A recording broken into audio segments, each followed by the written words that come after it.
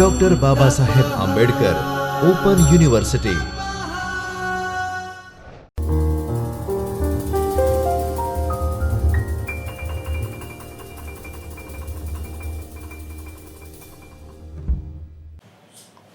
નમસ્કાર.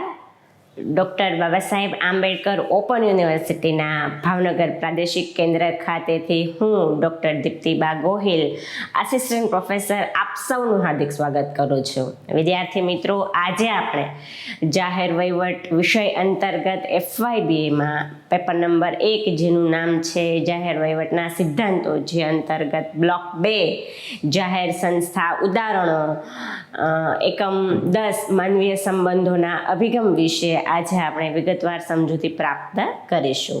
આજના મારા આ વિડીયો લેક્ચરની સમગ્ર રૂપરેખા આ પ્રકારે રહેશે. આ વિડીયો લેક્ચરના અંતમાં હું તમને સ્વાધ્યાય રૂપે પ્રશ્ન આપીશ, જેનો ઉત્તર તમે તમારી અનુકૂળતાના સમય આપીને તમારું સ્વમૂલ્યાંકન કરી શકશો. વિશેષ વાંચન માટે મેં સંદર્ભ સૂચિ પણ આપેલી છે. આજના આ વિડીયો લેક્ચરનો મારો મુખ્ય ઉદ્દેશ્ય એ છે કે તમે માનવીય સંબંધોનો ઉપયોગ, જે અભિગમ છે તે અલ્ટન મેયો દ્વારા જે સમજાવવામાં આવેલો છે તે વિગતવાર સમજો. વિદ્યાર્થી મિત્રો, સૌ પ્રથમ તો આપણે એનો અર્થ સમજીએ અને તેનો ઉદય કઈ રીતે થયો એના વિશે વાત કરીએ.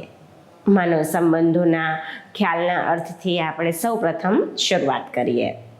માનવ સંબંધ એ શબ્દ મોટાભાગે કામદાર અને સંચાલકોના સંબંધો કે જેની પર કોઈ કાયદાકીય નિયંત્રણો હોતું નથી તેની માટે વાપરવામાં આવેલો હતો. આ સંબંધોને કાનૂની કરતા નૈતિક અને મનોવૈજ્ઞાનિક ઉદ્યોગ સાથે વધારે નિસ્બત છે એમ આપણે કહી શકીએ.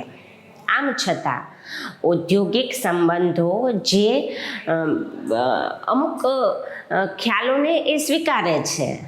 માનવીય સંબંધો સાથે તેને ગૂંચવી દેવા જોઈએ નહીં.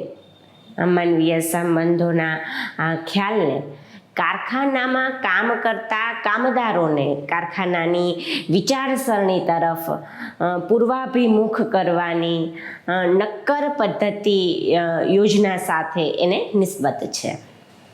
માળખા અને સિદ્ધાંતો પર ભાર મૂકતા શાસ્ત્રીય પદ્ધતિના પુરસ્કર્તાઓથી ભિન્ન માનવીય સંબંધ વિષયક અભિગમ લોકો અને ચાલક બળ પર ભાર મૂકે છે.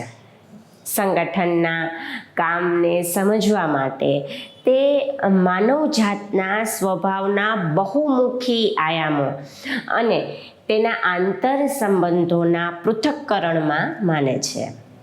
ઔપચારિક સંગઠનના કામની સમજ માટે તે અનૌપચારિક સંગઠનોના અભ્યાસ ઉપર ભાર આપે છે. કેટલાક સામાજિક આર્થિક પરિબળોની માનવીય સંબંધોના સિદ્ધાંત અને તેના વ્યવસાયના ઉદ્ગમ ઉપર અસર પડે છે, અને તેમાં સૌથી અગત્યના છે આર્થિક મૂડીના સંદર્ભે દીર્ઘ ઉદ્યોગ, પ્રૌદ્યોગિક પ્રગતિ, ટેલરવાદનો પ્રતિભાવ વગેરે. એટલે કે આ બધા પાંચેય પરિબળ જે છે તેની ચર્ચા એક પછી એક કરીએ. સૌપ્રથમ સમજીએ આર્થિક મંદીના સંદર્ભમાં. મૂડીવાદી દેશોમાં જ્યારે સામાન્ય કટોકટી હતી તે સમયે આ સદીના બીજા ત્રીજા દાયકામાં, એટલે 20મી સદીના બીજા અને ત્રીજા દાયકામાં આ સિદ્ધાંત બહાર આવ્યો. યુનાઇટેડ સ્ટેટ્સ ઓફ અમેરિકા એનું સર્વોચ્ચ ઉદાહરણ કહી શકાય. 29 થી 32 સુધીના સમયગાળામાં અપૂર્વ આર્થિક કટોકટીનો ભોગ એ બન્યો હતો. યાંત્રિકરણને લીધે ઉત્પાદન વધવાથી આ પ્રશ્ન એક પ્રકારનો ગંભીર બની ગયો હતો. યાંત્રિકરણને કારણે માનસિક શ્રમ ઘણો બધો ઘટી ગયો હતો, પરંતુ તેનાથી જે માનસિક તણાવ હતો એ વધી ગયો હતો. સંચાલકોને ઉદ્યોગોના મનોવૈજ્ઞાનિક અને માનવીય પરિબળો પર પોતાનું એક ચોક્કસ ધ્યાન કેન્દ્રિત કરવાની ફરજ પડી હતી. ઉત્પાદકતા ઊંચી લઈ જવામાં કામદારોની તેમના કામમાં રુચિ એક મહત્વનો ભાગ ભજવવા લાગે. વ્યાપારના બધા જ વિભાગોના સંદર્ભમાં એક સંકલન સારું હોય સ્વાભાવિક છે, અને એ વધતી જતી તકેદારી અને ઉત્પાદકતાની તજજ્ઞતાને કારણે જરૂર પડવા લાગે. એમ આપણે કહી શકીએ સંશોધકો અને પ્રબંધકોએ એવું સ્થાપિત કર્યું કે આ ધ્યેય સિદ્ધ કરવા માટે ઉત્પાદક જૂથના સભ્યો અગત્યના છે. બીજો એક મુદ્દો છે, એના સંદર્ભમાં આપણે વાત કરીએ તો આ સમયગાળા દરમિયાન ઉદ્યોગો વધુ મૂડી સઘન બનવા લાગ્યા હતા. સાધનના ભંગાણ, હડતાલ અને કામદારોની ઊંચી અવરજવરને કારણે ઇજારાવાળા ઉદ્યોગોને ભારે નુકસાન થયું એમ આપણે કહી શકીએ એ સમયે. આમ છતાં આવું થવાથી એક બાબતનું એવું આશ્ચર્ય ન રહ્યું કોઈને કે ઇજારા શાહીવાળા આ મોટા ઉદ્યોગોમાં જે કામ કરતા હતા એ કામદારો પોતાના કામમાં નિષ્ઠા રાખે તે સુનિશ્ચિત કરવામાં કંપનીના હિતમાં એ રસ લેવા લાગ્યા. ત્રીજો એક મુદ્દો છે પ્રૌદ્યોગિકી પ્રગતિ. પ્રૌદ્યોગિકીની પ્રગતિએ કામદારોમાં પણ ઘણા બધા ફેરફારો લાવ્યા હતા.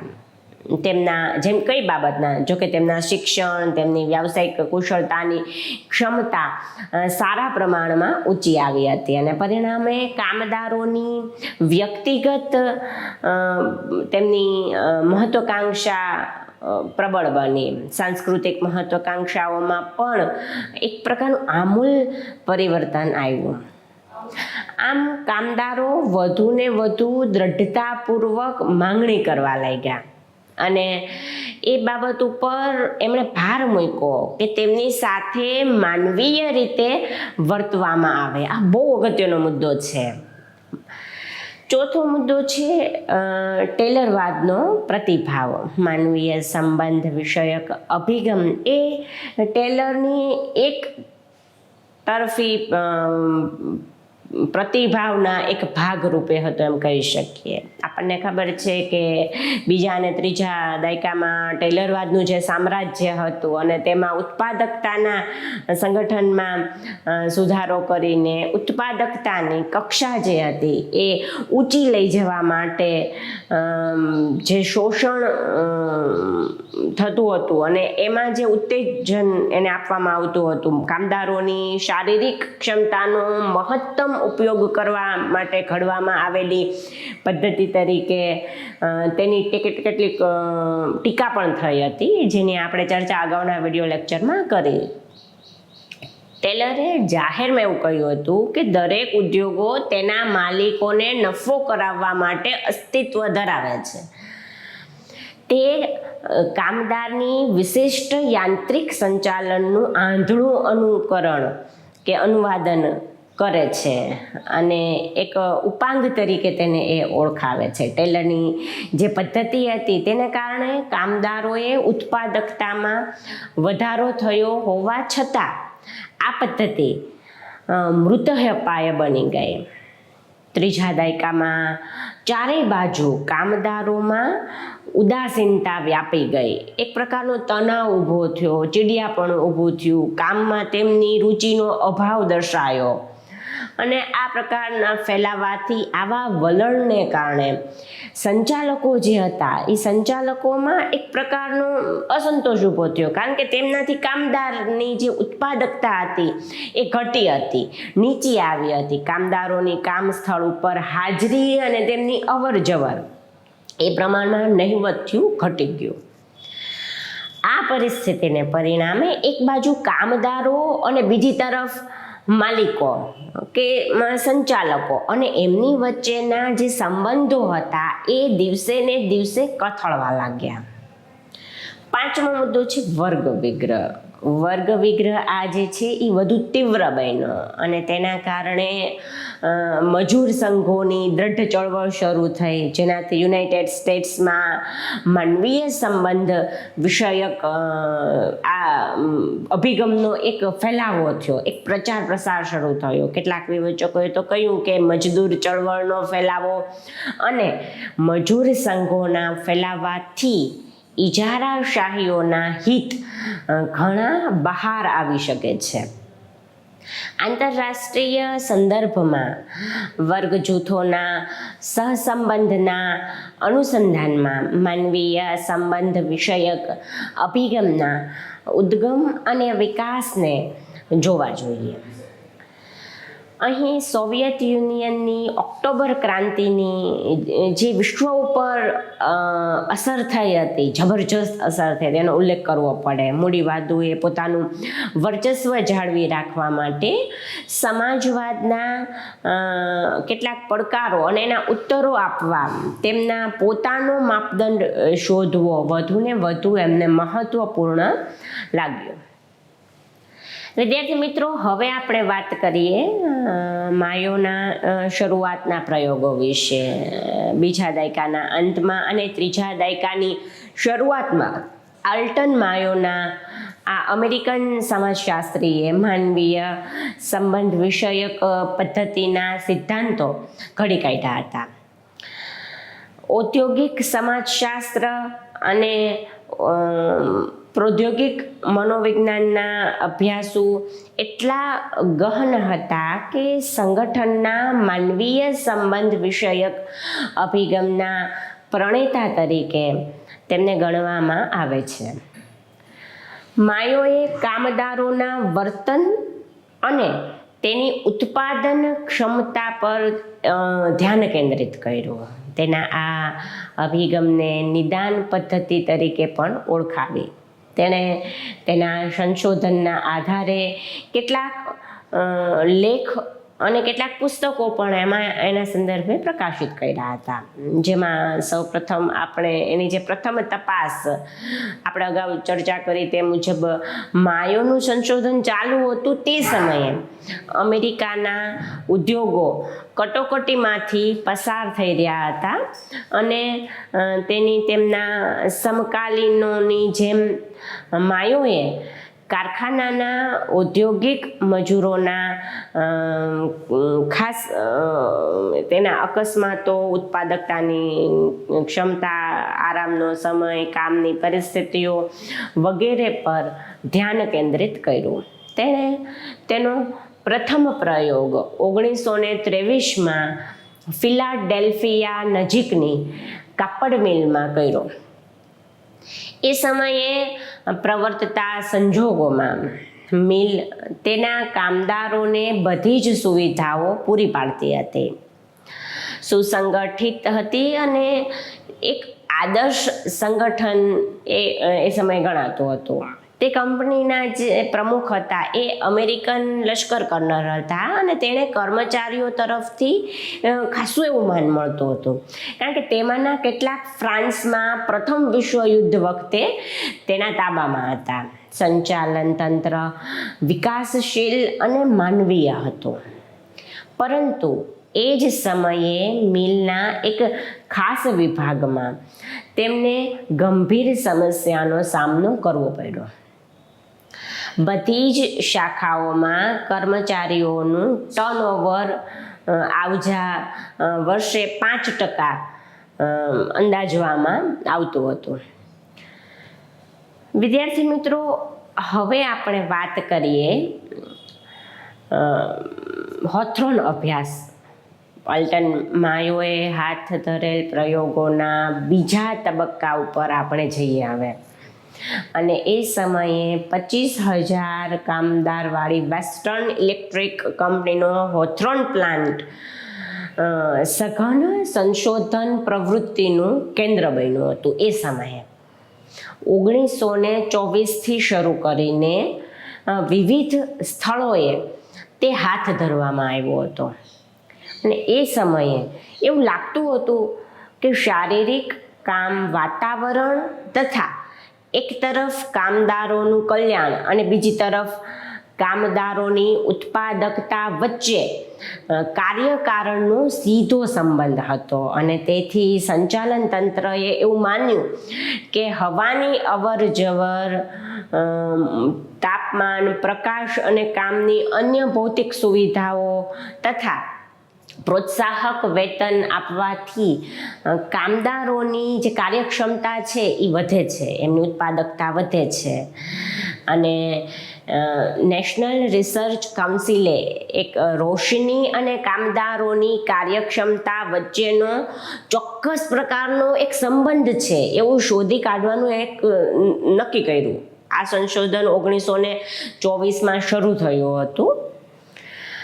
હવે આપણે મહારોશની 1924-27ની જે હતી એની વાત કરીએ. 6 મહિલા કામદારોના 2 જૂથ પસંદ કરવામાં આવ્યા. એક સરખું કામ એમને સોંપવામાં આવ્યું. અલગ ખંડમાં એમને રાખવામાં આવ્યા. રોશનીની વિવિધ કક્ષાના આધારે ઉત્પાદનની ક્ષમતા તપાસવામાં આવી. તો આ બંનેને સરખી રોશની આપવામાં આવી. શરૂઆતમાં કામની સુવિધાઓ સ્થિર હતી.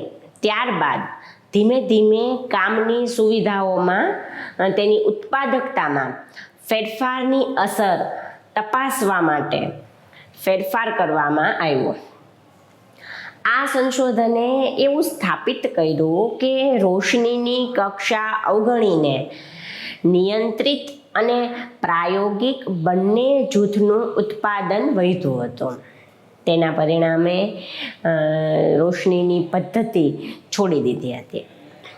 માયોએ એ સ્થાપિત કર્યું કે પ્રયોગ ખંડમાંની જે બહેનો હતી એ સામાજિક જૂથ બની ગઈ હતી અને સંશોધન ટુકડીનું તેઓ પરનું જે નિયંત્રણ હતું તે વધવાને કારણે તે સહભાગિતાની એનામાં જે ભાવના હતી બહેનોમાં એ વિકસાવી હતી. 1924 થી 1927 સુધી હાથરોન પ્લાન્ટમાં ઘણા બધા પ્રયોગો આવા હાથ ધરવામાં એ સમયે આવ્યા હતા.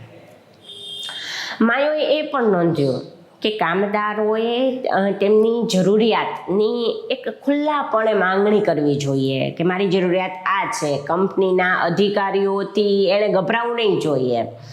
મુક્ત રીતે એમણે એમની સાથે આંતર સંબંધો કેળવીને પોતાનો પક્ષ, પોતાની વાત મૂકવી જોઈએ અને નિરીક્ષણની શૈલી સાથે પોતાના જુસ્સાને જોડવો જોઈએ. નિરીક્ષણ, જુસ્સો અને ઉત્પાદકતા વચ્ચેની કડી માનવીય સંબંધ વિષયક ચળવળની આધારશિલા બની ગઈ.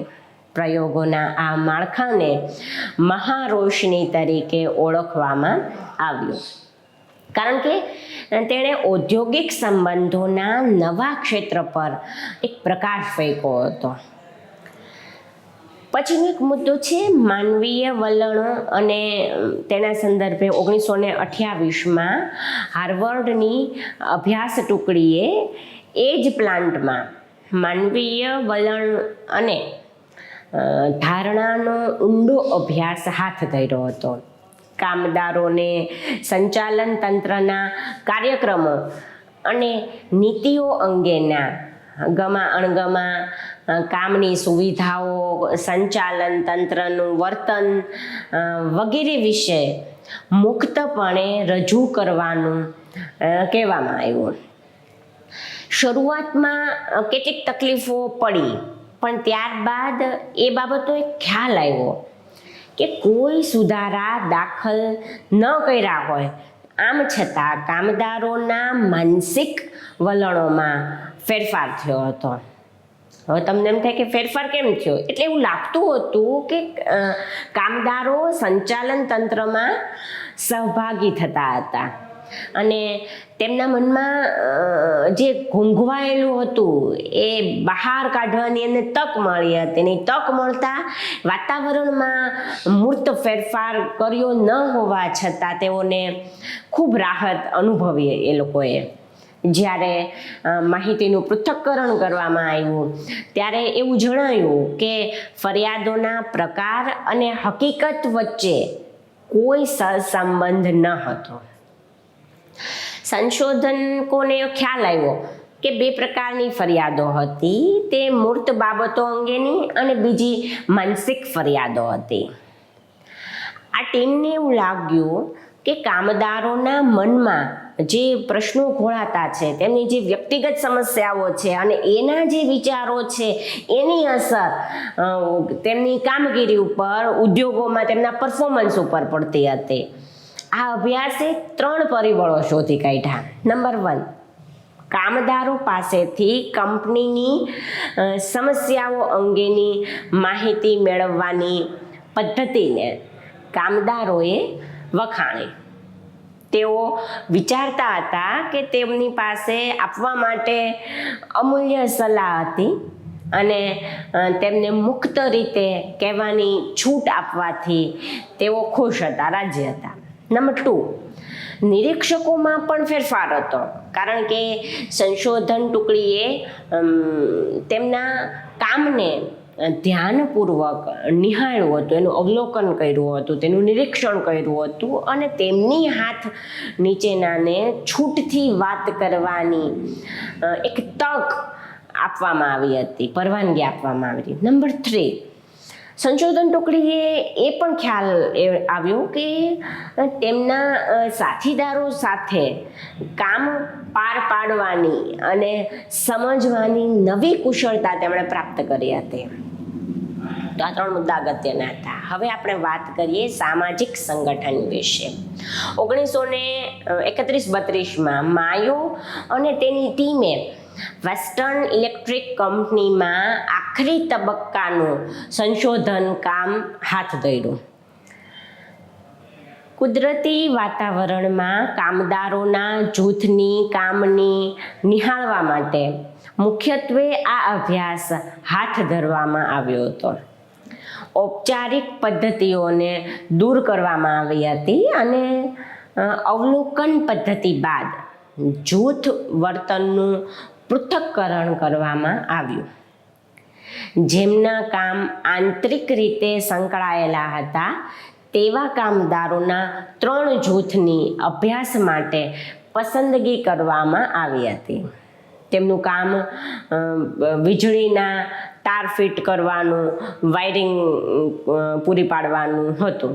જૂથ પ્રોત્સાહન યોજનાના આધારે વેતન ચૂકવાતું હતું અને દરેક વ્યક્તિને તેનું હિસ્સો જે છે એ જૂથના કુલ ઉત્પાદનના આધારે મળતો હતો.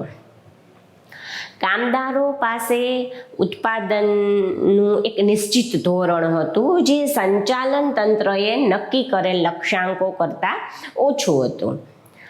કામદારો તેમના નિશ્ચિત ધોરણ કરતાં વધારે કે ઓછું ઉત્પાદન કરવા માટે જૂથના સભ્યોને છૂટ આપતા ન હતા.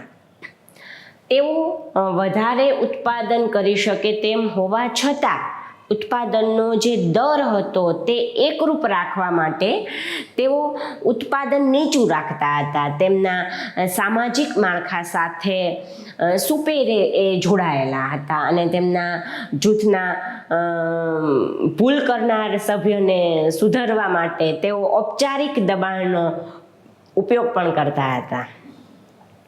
જૂથ દ્વારા આચારસંહિતાનો અમલ કરવામાં આવતો હતો એ ઉલ્લેખનીય છે. માયો અને તેની ટુકડીએ એવું શોધી કાઢ્યું કે જૂથને સંચાલન તંત્ર કે પ્લાન્ટની સામાન્ય આર્થિક પરિસ્થિતિ સાથે કોઈ સંબંધ કે નિસ્બત ન હતી. કામમાં નિરીક્ષકો અને પ્રૌદ્યોગિકી નિષ્ણાંતોની દખલગીરીથી નારાજ હતા, કારણ કે તેઓને કાર્યક્ષમતામાં વધારો કરવાનો હતો. કામદારોએ વિચાર્યું કે તજજ્ઞો જૂથ પ્રવૃત્તિ પર બળજબરી દ્વારા કાર્યક્ષમતાના તર્કને અનુસરે છે. વધુમાં જુદી કક્ષા તરીકે નિરીક્ષકો કામદારોને શિસ્તમાં લાવવા માટેની સત્તાનું પ્રતિનિધિત્વ કરે છે. કાર્યક્ષમતાને એક લાગણીઓના તર્ક તરીકે જો મૂકો તો એ કામ નથી લાગતો, કારણ કે સામાજિક પદ્ધતિનો પાયો એ બની ગયું છે. અને આમ આ અભ્યાસે એવું તારણ કાઢ્યું કે સંગઠનના માનવીય પરિબળની અવગણવું જોઈએ નહીં, કારણ કે ખાસ અગત્યનું છે. કોઈ પણ વ્યવસ્થામાં માનવીય પરિબળ અગત્યનું છે. ઉદ્યોગોમાં ગેરહાજર રહેવાની મજૂરોની ટેવ વિશે પણ વાત કરી લઈએ. 1943માં માયોએ હાથ ધરેલા અભ્યાસને આખરી કહી શકાય. બીજા વિશ્વયુદ્ધ દરમિયાન એક ઉદ્યોગપતિને પોતાના ઉદ્યોગમાં વિચિત્ર જે મુશ્કેલી પડી હતી ને એની જાણ માયોને થઈ, અને યુદ્ધની પરિસ્થિતિને કારણે સમાજના બધા જ વર્ગોમાં અવ્યવસ્થા ઊભી થઈ. ઉદ્યોગો પણ એમાંથી બાકાત ન હતા, સ્વાભાવિક છે. અને આવી પરિસ્થિતિમાં કામદારોની આવજા 70%થી પણ એ વધારે હતી, અને ગેરહાજરી પણ એમની સતત રહેતી હતી. સંચાલન તંત્ર આનાથી દુઃખી હતું, વ્યથિત હતું, અને તેના કારણો કયા છે એ શોધી કાઢવા અને એના ઉપાયો શું હોઈ શકે એ સૂચવવા માટે માયોનો સંપર્ક કરવામાં આવ્યો. અને 1943માં માયોએ તેનું કામ શરૂ કર્યું. અગાઉના અનુભવોના આધારે માયો અને તેની ટીમે એવું શોધી કાઢ્યું કે જે ઉદ્યોગોમાં સૌથી વધુ આવજા અને ગેરહાજરી હતા ત્યાં કામદારોને એક જૂથ કરી શકે તેવા અનૌપચારિક જૂથો કે સ્વાભાવિક આગેવાનો કોઈ હતા જ નહીં. વિદ્યાર્થી મિત્રો, હવે આપણે વાત કરીશું આ સિદ્ધાંતના સંદર્ભમાં, આ અભિગમના સંદર્ભમાં તેની કેટલીક ટીકા ટિપ્પણી. માયો અને તેના સંશોધન ટીમે જે સંશોધન કર્યું તેની કેટલીક ટીકા કરવામાં આવી છે. સૌપ્રથમ તો એવી ટીકા થઈ છે કે એવી આધાર ઉપર એવી ટીકા થઈ કે આ પદ્ધતિ મજૂર સંઘના પ્રતિનિધિત્વની અવેજીમાં માનવીય સંબંધલક્ષી નિરીક્ષણને મૂકવાનો પ્રયત્ન કરે છે. મુક્ત સમાજમાં આ પ્રકારની બાબત કેટલા અંશે વાજબી છે એવી પણ એક દલીલ છે. એવી દલીલ કરવામાં આવતી હતી કે એક મત પ્રમાણે માયો ક્યારેક સંઘોને એક કરવાનો પ્રયત્ન એમણે નથી કર્યો, અને એ રીતે એની ટીકા થઈ છે. બીજી એક જાણીતા સંચાલન તજજ્ઞ પીટર એફ ડુકરે માનવીય સંબંધ વિષયક આ બાબતના સંદર્ભમાં, આર્થિક પાસાના સંદર્ભમાં પણ એની ટીકા કરી છે કે એમાં આર્થિક સમજદારીનો અભાવ છે એવું એમને એવું લાગ્યું હતું. હોથરોને કામના પ્રકારને જે અવગણ્યો છે એની એમણે ટીકા કરી હતી, અને તેને બદલે આંતરવૈયક્તિક સંબંધો ઉપર ધ્યાન વધુ કેન્દ્રિત કર્યું છે એવું તેમને લાગ્યું હતું. વિદ્યાર્થી મિત્રો, અહીંયા આપણે એવું કહી શકીએ કે વિવેચકોએ પોતાના એંગલથી જુદી જુદી રીતે એની ટીકા કરી છે. જેમ વિવેચકોએ જણાવ્યું હતું કે ટુકડીમાં પ્રૌદ્યોગિકી પદ્ધતિ અંગેની જાણકારોની જે વ્યવસ્થા હતી, જે ગેરહાજરી હતી, એમાં એનો જે અભાવ વર્તાતો હતો એની પણ નોંધ લેવામાં આવી હતી.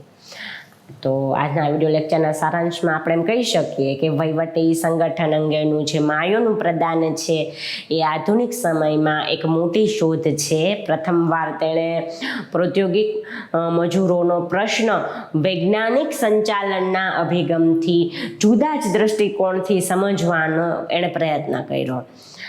સંગઠનમાં માનવીય તત્વ ઉપર એમણે ભાર આપ્યો, કારણ કે માનવીય તત્વ ખૂબ અગત્યનું છે.